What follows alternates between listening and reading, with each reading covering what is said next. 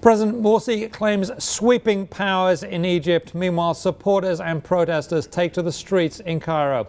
With the latest, we go to Wall Street Journal's Sam Dagger. He is live from Tahrir Square in Cairo, and he's on the phone. And Sam, tell us what's going on there. Hi, Simon. Incredible. Tahrir Square, as you know, the epicenter of the what they call here the January 25 revolution that toppled Mubarak in February of 2011, and basically it's filling up again today with tens of thousands of youth groups and secular and liberal parties that are already chanting for the downfall of Morsi and what they're calling the rule of the Muslim Brotherhood. This is the Islamist party that's the main component of the Islamist coalition here in Egypt now. And they're very upset with all these decrees that Morsi issued last night, granting himself extraordinary powers. Now, they're extraordinary powers. He's been likened to Pharaoh or sort of a dictator. Is that a fair comment? Well, again, we have to keep in mind that these comments are coming from his opponents. These people have opposed him all along. I mean, the Pharaoh comment came from Mohammed El-Baradei, who was a presidential candidate here.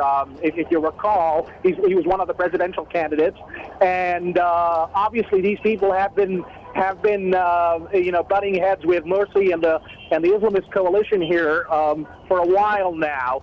But for them, this was like what sort of the straw that broke the camel's back, so to speak, because he had also Morsi, as you know, had legislative powers when the had taken over legislative powers when the military council that was ruling Egypt in the interim between the fall of Mubarak and the election of Morsi, and he had other sweeping powers, and now with this last decree, he basically froze the judiciary, saying that, I could issue as many decrees, whatever decrees I want, and the judiciary cannot review those decrees, cannot touch them. So that's really what's making people very worried here.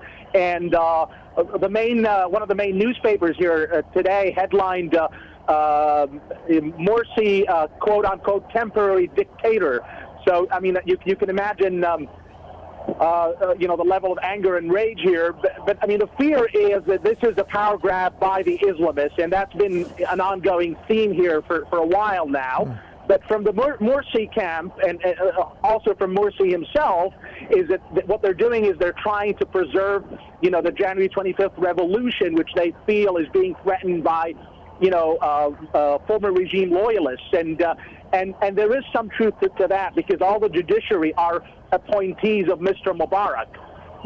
So very quickly, in 10 seconds, how do you think this will play with the US, which is obviously been very pro-democracy, and this isn't a democratic move? You've got about 10 seconds.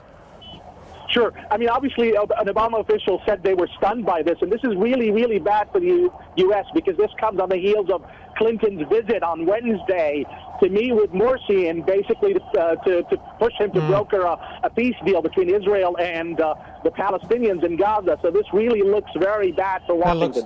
Looks very bad. We've got to leave it there. Thank you very much. Sam Dagger with the Wall Street Journal in Tahrir Square, Cairo, covering the situation there. More on that on WSJ.com.